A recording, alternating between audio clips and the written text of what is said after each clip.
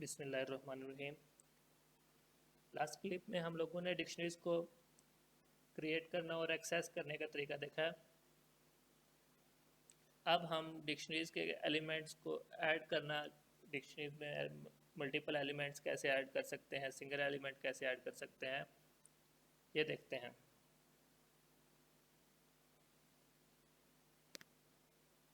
इससे पहले हम देखते हैं कि चेंजिंग कैसे परफॉर्म कर सकते हैं। अगर हमारे पास ये एक डिक्शनरी बनी हुई है जिसके अंदर एज 26 हम लोगों ने डिक्लेयर कराई हुई है। अली की एज 26 है, एज के अगेंस्ट हमने जो वैल्यू रखी हुई है वो 26 है। अगर मैं इसको चेंज करना चाहता हूँ तो कैसे चेंजिंग परफॉर्म कर सकते हैं, तो मैं लिखूँगा माई डेट। हम लोगों ने लिखा माई डेट, उसके बाद हम लोगों ने की वैल्यू देनी है। की वैल्यू हमारे पास क्या है, जब भी हमने की देनी है, की वैल्यू एंटर करनी है तो हम लोग स्क्वायर ब्रैकेट्स यूज़ करते हैं। तो स्क्वायर ब्रैकेट्स के अगेंस्ट के अंदर मैंने वैल्यू पास की है as, then equal to then मैं कहता हूँ इसको 27 वैल्यूज एंटर कर देते हैं। जब हम लोगों ने इसको 27 वैल्यू दी तो ये डिक्शनरी में जहाँ पर भी एज की है वहाँ पर जाकर 27 अपडेट हो जाएगा। जो उससे पहले जो भी वैल्यू रखी होगी वो अपडेट हो जाएगी 27 के साथ। देन फिर हम इसको जब एक्सेस करेंगे तो हम देखते हैं क्या ये चेंजिंग परफॉर्म हुई है या नहीं हुई। हमने इसको एक्सेस किया तो ये देखें हमारे पास जो नई डिक्शनरी, जो अपडेटेड डिक्शनरी आई है उसमें जो एज की वैल्यू है वो 27 है। तो इस तरह से हम किसी भी की के अगेंस्ट कोई भी वैल्यू चेंज कर सकते हैं। अगर हमने कोई नई वैल्यू ऐड करनी हो तो हम क्या करेंगे, हम करते हैं माई डेट। मैंने इसको, हम यहाँ पर इसको एक की वैल्यू देते हैं। की वैल्यू में हम लोग पास करते हैं एड्रेस, और एड्रेस के अगेंस्ट हम वैल्यू इंटर करते हैं 6th रो। इंटर प्रेस किया। अब जब हम इसको वैल्यू को एक्सेस करते हैं अपनी डिक्शनरी को,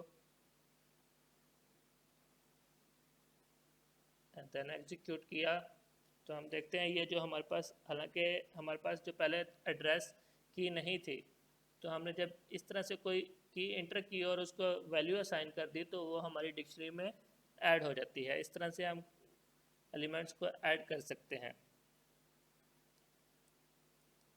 अगर हम मल्टीपल एलिमेंट्स को ऐड करना चाहते हैं देन हम देखते हैं एक तरीका माई टेक्स्ट, और यहाँ पर मैं मल्टीपल कीज़ वैल्यू देता हूँ। जब हमने multiple keys value like number,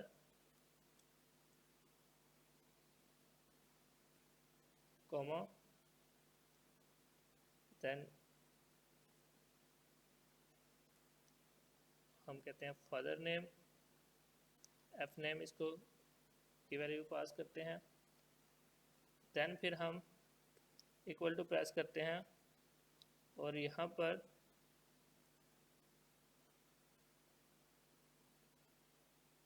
अगर हम वैल्यू पास करते हैं नंबर,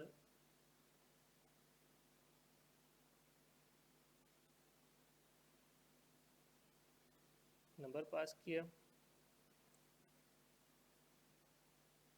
नंबर भी एक हमारे पास स्ट्रिंग वैल्यू हम रखते हैं इसको। देन हम कहते हैं एफ नेम के अगेंस्ट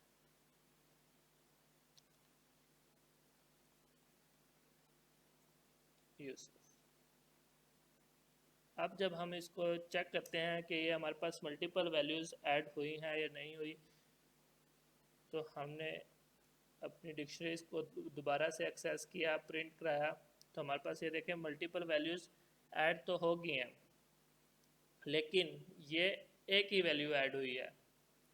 अगर हम इस तरह से मल्टीपल, एक की बनी है जो कंपोजिट की कह सकते हैं हम इसको सेट बना है एक नंबर और फादर एफ नेम का, और उसके अगेंस्ट एक सेट वैल्यू रखवाई गई है जिसमें 2 एलिमेंट्स हैं, ठीक है। अगर इसके अगेंस्ट हम एक वैल्यू देते हैं तब भी ये काम करेगा, ठीक है। 1 बाय 1 हम एलिमेंट्स को ऐड कर सकते हैं, अपडेशन परफॉर्म कर सकते हैं। देन फिर हम देखते हैं कि अभी तक हमने एलिमेंट्स को ऐड करने का तरीका देखा है कि एलिमेंट्स को ऐड कैसे कर सकते हैं, अपडेट कैसे कर सकते हैं, चेंज कैसे कर सकते हैं। अब हम देखते हैं कि एलिमेंट को रिमूव करना हो अगर हम लोगों ने किसी भी एलिमेंट को, तो कैसे रिमूव कर सकते हैं।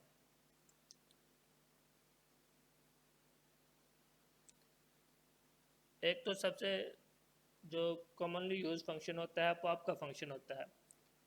अगर मैं कहता हम लोग यहाँ पर देखते हैं कि माई डिक्शनरी को कॉल करते हैं, माई डिक्शनरी डॉट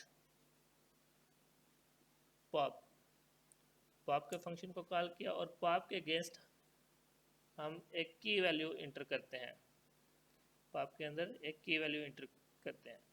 तो की वैल्यू क्या रखते हैं जी,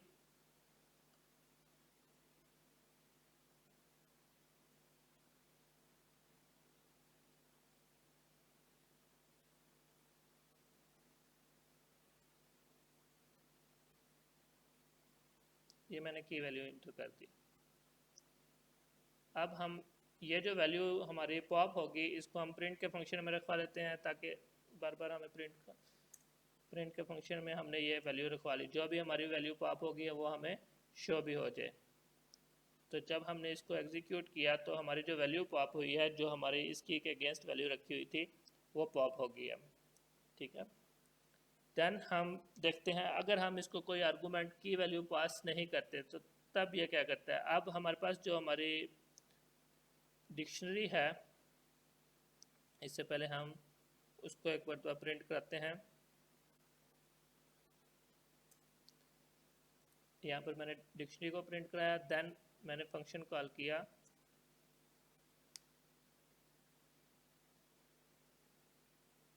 print my dictionary dot pop का फंक्शन कॉल किया और इसको कोई भी आर्गूमेंट हम पास नहीं करते। तो अब जब हम इसको एग्जीक्यूट करेंगे तो हम देखते हैं हमारे पास जो हमारी लिस्ट थी उसमें जो वैल्यू है लास्ट, सबसे लास्ट पे वैल्यू एड्रेस है 6th रो, और हमारे पास पॉप की वैल्यू प्रिंट नहीं हुई कि क्या वैल्यू पॉप हुई है हमारे पास। यहाँ पर हम दोबारा से अपनी जो डिक्शनरी है उसको प्रिंट कराते हैं, देन देखते हैं क्या चेंजिंग परफॉर्म होती है।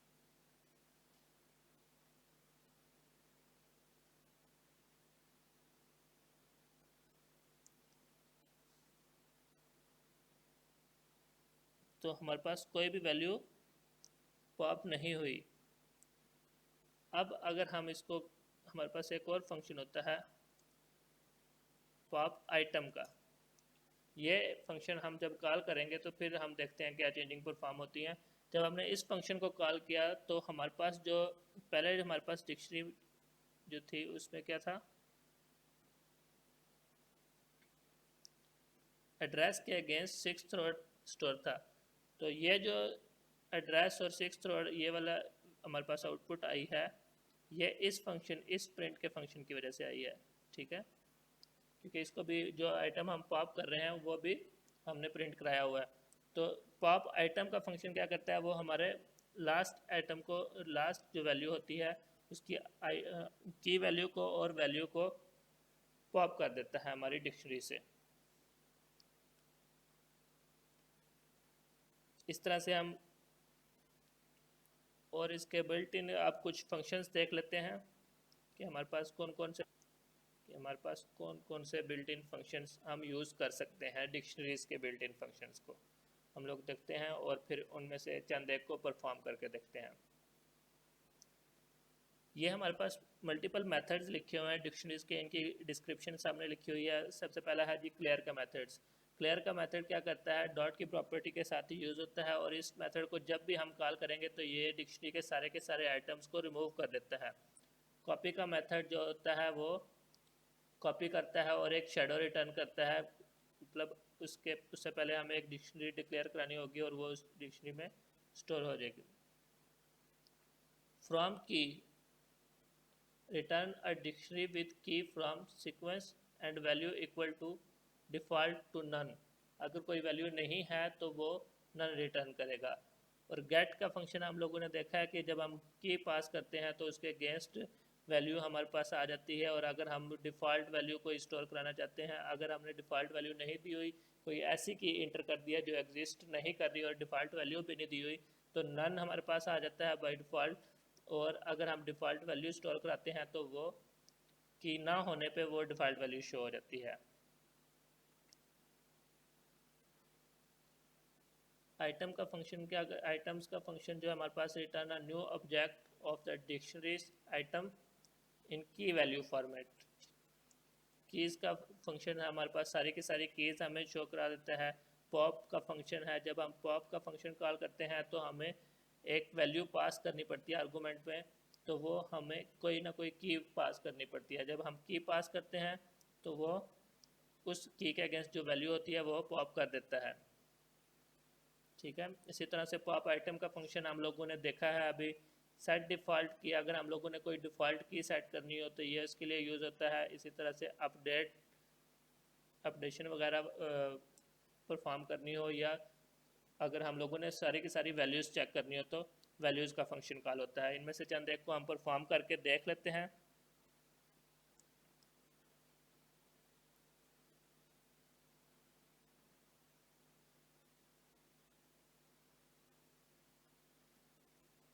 हम यहाँ पर देखते हैं, प्रिंट का फंक्शन को कॉल किया हम लोगों ने, और माई अंडरस्कोर dic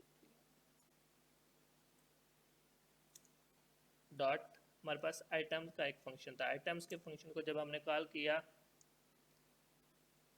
एक इस फंक्शन को हम लोग चेक करते हैं, देन फिर हमारे पास कीज़ का एक फंक्शन था, उसको भी प्रिंट कराते हैं। Print my dictionary dot keys, ये फंक्शन हमें सारी की सारी कीज़ वैल्यू हमें शो कराएगा। देन हमारे पास वैल्यूज़ का एक फंक्शन था, वैल्यूज़ माई डिक्शनरी डॉट वैल्यूज़। ये हम लोगों ने 3 फंक्शन देखे हैं। अब हम इसको एग्जीक्यूट करके देखते हैं। हम लोगों ने जब एग्जीक्यूट किया तो हमारी आउटपुट जो आई है ये देखें, dict_items हमारे पास कौन कौन से हैं, ये की और इसके अगेंस्ट वैल्यू, की अगेंस्ट वैल्यू, ये आइटम्स की फॉर्म में शो हो गए हैं। और फिर जब हमने सिर्फ कीज़ का फंक्शन कॉल किया तो हमारे पास कीज़ की एक लिस्ट आ गई है, इसी तरह वैल्यूज़ की एक लिस्ट आ जाती है। ठीक है जी। इसके अलावा भी बहुत सारे बिल्ट इन फंक्शंस हैं, हम उनको भी देख लेते हैं। वो फंक्शंस क्या जी, हमारे पास ये चंद एक और फंक्शंस है, बिल्ट इन फंक्शंस ही हैं ये भी। पहला फंक्शन है ऑल का फंक्शन क्या है, रिटर्न करता है, हमें ट्रू रिटर्न करता है अगर हमारे पास सारी की सारी की ट्रू हो, और हमारी डिक्शनरी अगर एम्प्टी होगी तब भी ये हमें ट्रू रिटर्न करेगा। इसी तरह एनी का फंक्शन है एक, एनी का फंक्शन हमारे पास रिटर्न करता है ट्रू इफ़ एनी की of the dictionary is true. मतलब अगर हम लोगों ने डिक्शनरीज के ऊपर कोई कॉन्स्टेंट अप्लाई किया है कि इस किस्म की डिक्शनरी होगी तो ट्रू होगी, तो वो हमें ट्रू रिटर्न कर देगा। और एनी का फंक्शन अगर हमारी जो डिक्शनरी है वो एम्प्टी है तो ये फॉल्स रिटर्न करेगा। इसी तरह से हम अपनी डिक्शनरीज की लेंथ भी चेक कर सकते हैं। len का फंक्शन है और ये लेंथ रिटर्न करता है कि कितने नंबर ऑफ आइटम्स हैं हमारी डिक्शनरीज में। देन फिर हमारे पास सॉर्टेड का एक फंक्शन है जो कि हमारी डिक्शनरी को सॉर्ट कर देता है असेंडिंग ऑर्डर में। ठीक है, एक CMP का फंक्शन होता है लेकिन वो पाइथन 3 में अवेलेबल नहीं होता, तो ये कंपेयर करता है दो डिक्शनरीज को, लेकिन पाइथन 3 में ये काम नहीं करता। ये हमारे इस वीक लैब वर्क था जिसमें हम लोगों ने चीज़ें कवर की हैं वो डिक्शनरीज के रेलिवेंट सारी चीज़ें कवर की हैं। डिक्शनरीज को हम कैसे क्रिएट कर सकते हैं, एक्सेस कर सकते हैं, ऐड कैसे कर सकते हैं, एलिमेंट्स रिमूव कर सकते हैं, और बिल्ट इन फंक्शंस देखे हैं।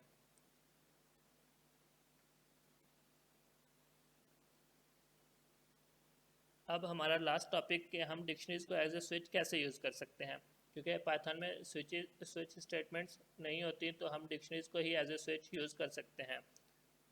अगर हम लिखते हैं स्विच, ये डिक्शनरी का नाम इंटर कर रहा हूँ मैं, स्विच नेम रख लेता हूँ मैं, स्विच इज इक्वल टू, तो इसके अगेंस्ट हम वैल्यूज स्टोर कराते हैं। 0 की value, then colon, then value is, this is 0, next value 1 colon, and value is, this is 1। तो इस तरह से हम स्विचेस बना सकते हैं, स्विच स्टेटमेंट्स बना सकते हैं। जब हम यहाँ पर कोई चीज़ गेट करेंगे इससे कोई भी वैल्यू, तो इसी तरह से स्विच डॉट गेट का फंक्शन कॉल करता हूँ मैं, डॉट गेट, और की वैल्यू पास की 1, और इसके अगेंस्ट अगर कोई वैल्यू एग्जिस्ट, ये वैल्यू की एग्जिस्ट नहीं कर रही तो हम कहते हैं कि नथिंग प्रिंट करा दें, नथिंग। और इस सारे को कंट्रोल एक्स किया, प्रिंट के फंक्शन में हम स्टोर करा देते हैं, कंट्रोल वी। जब इसको कॉल किया तो ये देखें, ये हम लोगों ने एक स्विच की फॉर्म बनाई थी। स्विचेस में हमारे पास इसी तरह से होते हैं, स्पेसिफिक स्टेट्स होती हैं। स्पेसिफिक स्टेट्स यहाँ पर हम बना सकते हैं, तो हमने 2 स्पेसिफिक स्टेट बनाई, 0 और 1, और 1 को कॉल किया तो दिस इज़ 1 हमारे पास आ गया। इस तरह से हम switch as a switch use कर सकते हैं।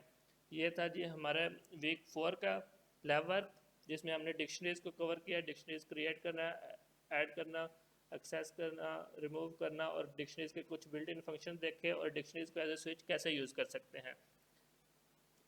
इंशाल्लाह आप लोगों को समझ आई होगी। अपना ख्याल रखिएगा। अल्लाह हाफिज़।